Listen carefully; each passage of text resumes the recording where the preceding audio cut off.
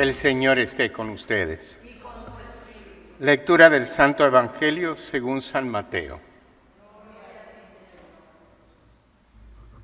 En aquel tiempo, Pedro se acercó a Jesús y le preguntó: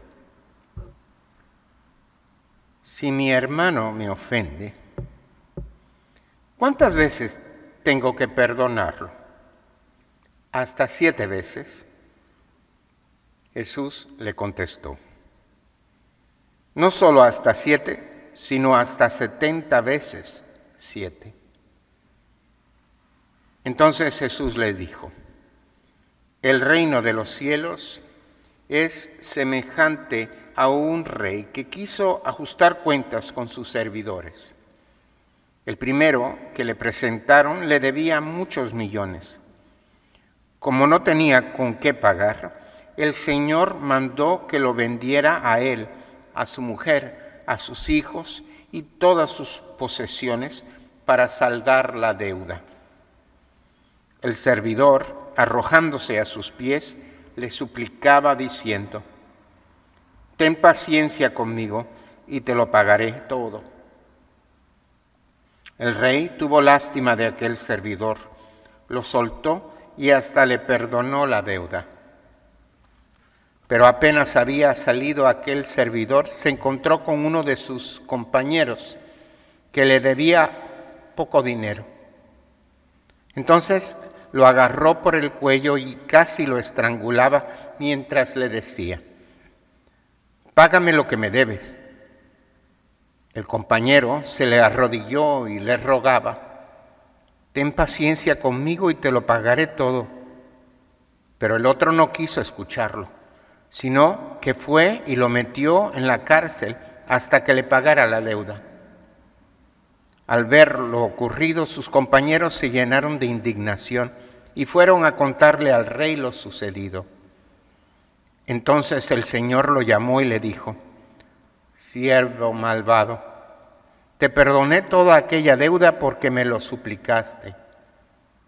¿No debías tú también haber tenido compasión de tu compañero como yo tuve compasión de ti? Y el Señor, encolerizado, lo entregó a los verdugos para que no lo soltaran hasta que pagara lo que debía. Pues lo mismo hará mi Padre Celestial con ustedes, si cada cual no perdona de corazón a su hermano. Cuando Jesús terminó de hablar, salió de Galilea y fue a la región de Judea, que queda al otro lado del Jordán. Palabra del Señor.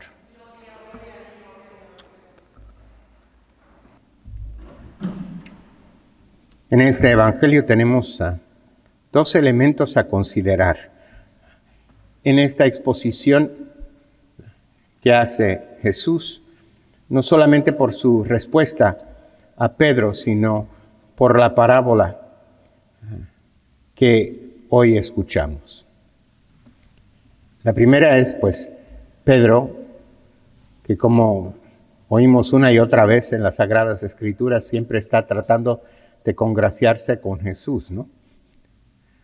Él lo ama mucho y quiere que Jesús como que quede impresionado por su inteligencia, su valentía, todo lo que oímos. Y pues Jesús obviamente sí lo quiere y confía al punto de entregarle las llaves del reino a Pedro. Pero en este momento lo pone en su lugar nuevamente. Y Pedro se estaba tratando de congraciar porque el profeta Amós, y en toda la tradición rabínica era enseñado, de que el profeta Amós había hablar al pueblo, tratar de hacerlo que se arrepintiera y volviera fielmente a obedecer los mandatos de Dios. Les advirtió: mire, el Señor les perdonará hasta 3 veces, pero ya la 4ª va la vencida. A lo mejor ya no los perdona otra vez. Entonces todos los rabinos de la época del primer siglo enseñaban que, uno perdonaba 3 veces y después ya acabó de perdonar, ya no tienes que perdonar más nada a nadie. si le has perdonado 3 veces. Entonces Pedro, que ha oído a Jesús hablar del perdón, de la importancia del perdón, de la necesidad de perdonar, etcétera, etcétera, pues quiere congraciarse y usa también un número, se puede decir, de mucho significado, el 7. ¿No? 7 veces es ya una cantidad perfecta.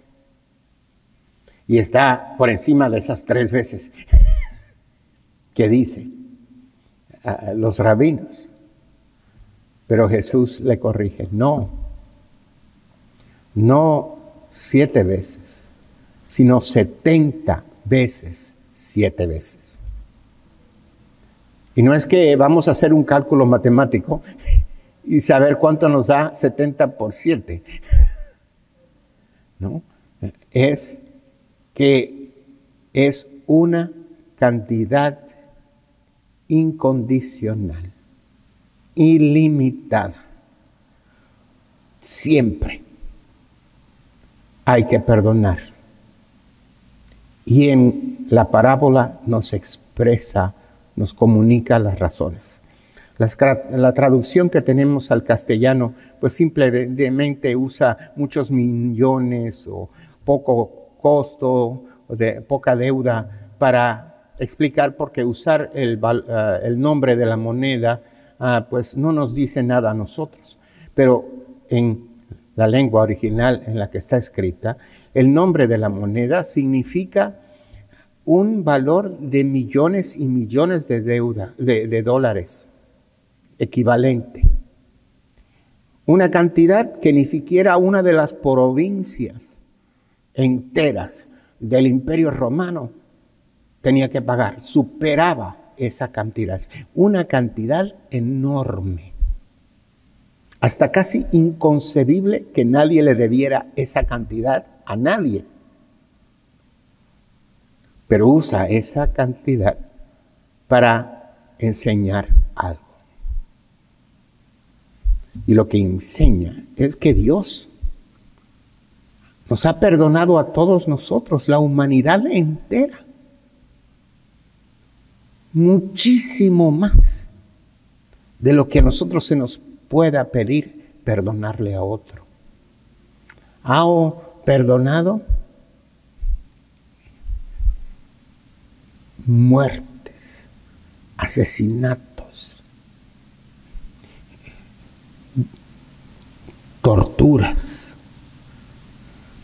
destrucción de pueblos enteros, odios, rencores, injusticias y maldades. La acumulación, la bola de pecados de la humanidad y los personales son tan grandes que no se le aproxima a lo que tengamos nosotros que perdonarle a otra persona. Es una cantidad inmensa. Y no solamente nos perdona, sino que nos da aquel que paga nuestra deuda, a Cristo Jesús, el Hijo encarnado de Dios. Nos da a ese mismo Hijo suyo que es su propia persona, para librarnos a nosotros de esa deuda de pecado que tenemos la humanidad y de la cual no nos podíamos escapar, porque todos nacimos ya con esa tendencia que le llamamos pecado original hacia la maldad y hacia el pecado. Casi genéticamente lo heredamos de nuestros antepasados, cuando desobedecieron y por soberbia escogieron no a Dios, sino a sí mismo, Adán y Eva. Y la bola de pecados es como una avalancha que empieza pequeñita y se convierte como una bolita de nieve y se convierte en una avalancha que hunde y cubre y destruye todo en su paso. Así es el mundo al que nacemos nosotros. Y para librarnos de esa avalancha de pecado, nos da a su Hijo. Y nos da la capacidad de vencer nuestras propias inclinaciones pecaminosas por su gracia. a través de los sacramentos, a través del sacramento de la reconciliación, que es como borrón y cuenta nueva, elimina todos nuestros pecados. Nos da la Eucaristía, que también sana, restaura, perdona, para alimentarnos e irnos transformando más cada día a imagen y semejanza de su Hijo. Nos sana en los momentos de la enfermedad, nos acompaña en las relaciones más importantes de nuestra vida, nos hace nacer a la misma vida de Dios a través del bautismo. Todo eso lo hace no por justicia. El concepto de la justicia fundamental en las Sagradas Escrituras es darle a cada cual lo que se merece, lo que se le debe. Y Dios no nos debía nada a nosotros. ¿Qué nos puede deber si nos ha dado todo? Toda esta bella creación, nuestra vida, todo nuestro ser, nuestra alma. ¿Qué podemos darle a Dios que no Él nos los haya dado primero? No lo hace por justicia, sino que lo hace por misericordia. Y la misericordia va más allá de la justicia, de darle a cada cual lo debido. Y va a la compasión, al auxilio. Es eso lo que hace el Señor por nosotros. Y nos muestra la otra cara de la moneda, nuestra actitud, que es la del al que se le perdonó tanto, que viene y no le perdona lo que son más que unos centavos.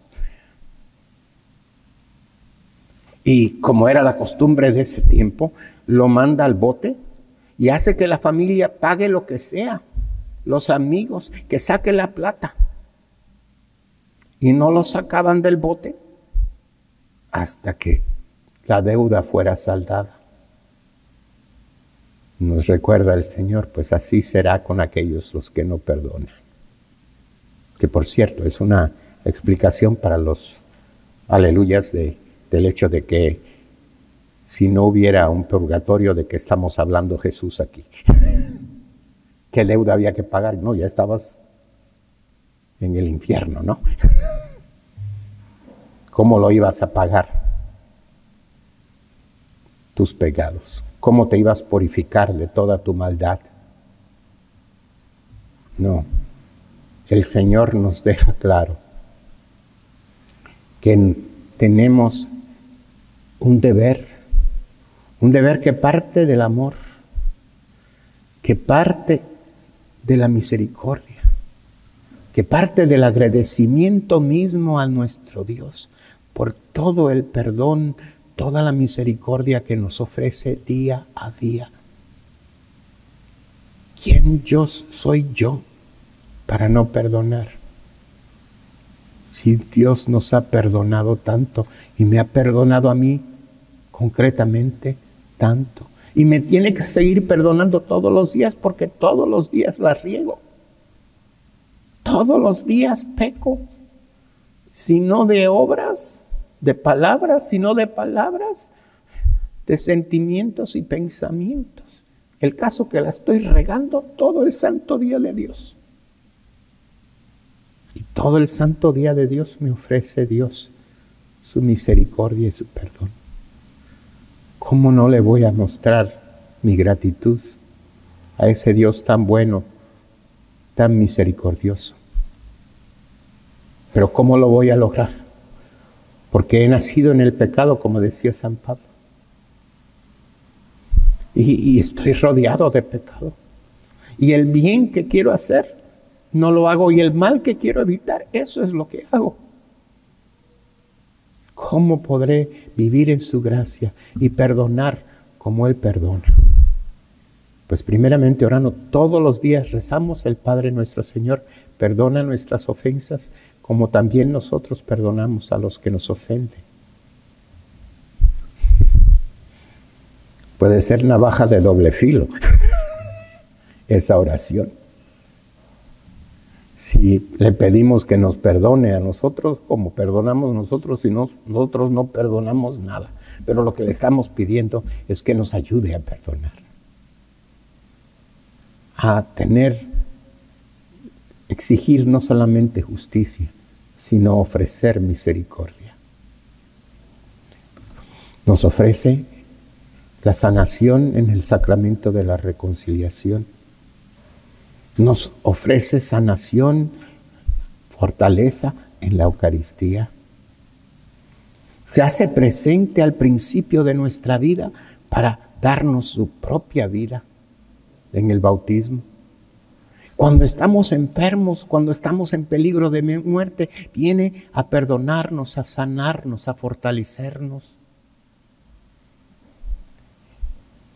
Cuando respondemos al llamado suyo, al matrimonio, al sacerdocio, al diaconado, a la vida consagrada, ahí viene a darnos su gracia. Nos acompaña día a día el Señor. Nos alimenta y nos fortalece. Todo lo que tenemos que hacer es responder a su generosidad. Sé que es difícil, pero Dios nunca pide lo imposible y nos da todos los recursos que necesitamos para lograrlo. Y querer es poder. El problema es que muchas veces no queremos perdonar. Queremos guardar eso, ¿no? Y decimos que perdonamos, pero como el avaro que a cada rato sale sus monedas y se pone a babear por arriba de ellas y luego la guarda, sacamos nuestros recores, nuestros resentimientos, nuestras malas ideas y volvemos a revolverlo. Digámosle al Señor que nos permita ponerlos a un lado, que no fijarnos en lo que nos han hecho, sino en lo que yo puedo hacer, en cómo yo puedo servir y cómo yo puedo amar. Ofrezcamos esta misa para que sea para nosotros los aquí presentes y los que nos siguen a través de los medios de comunicación.